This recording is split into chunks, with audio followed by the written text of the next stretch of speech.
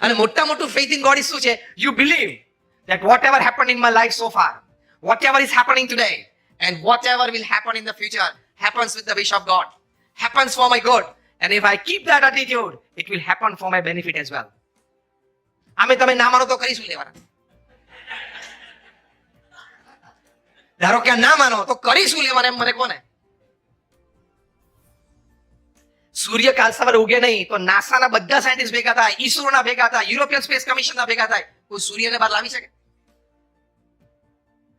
When I was once talking at IIM Bangalore, મને એક જણાએ after the talk question માં સ્ટુડન્ટે ક્વેશ્ચન પૂછ્યો કે everything is science, where spirituality stands, where God stands. મેં કહ્યું yeah, what you physically see with your eyes, everything is science, but beyond science, under science, above science, there is all spirituality. મને કે how Swamiji, give me a proof.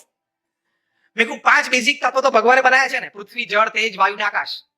આ તો કઈ science બનાવવાનું નથી. પાણી કઈ સાયન્સ નથી બનાવ્યું, ધૂળ સાયન્સ નથી બનાવી, વાયુ એટલે all types of gases A science નથી બનાવ્યા.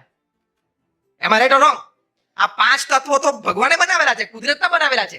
સાયન્સ શું કરે છે? રોજ સવારે ઉઠીને 5 તત્વના કોમ્બિનેશન્સ અને પરમ્યુટેશન્સ કમી નવી પ્રોડક્ટ તમને આપે છે.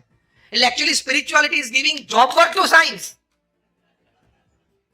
Spirituality is giving job work to science. બધા વૈજ્ઞાનિકો સવારે કરે છે સવારે ઉઠીને આ 5 તત્વો પૃથ્વી, જળ, તેજ, વાયુ અને આકાશ એના પરમ્યુટેશન્સ અને કોમ્બિનેશન્સ નવી આઈટમો બનાવ્યા કરે અને આપણે ખાઈ પીને આનંદ કરીને મજા કરીએ.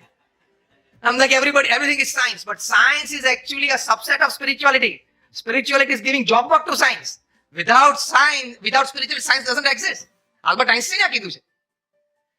A science without religion is blind, and religion without science is lame.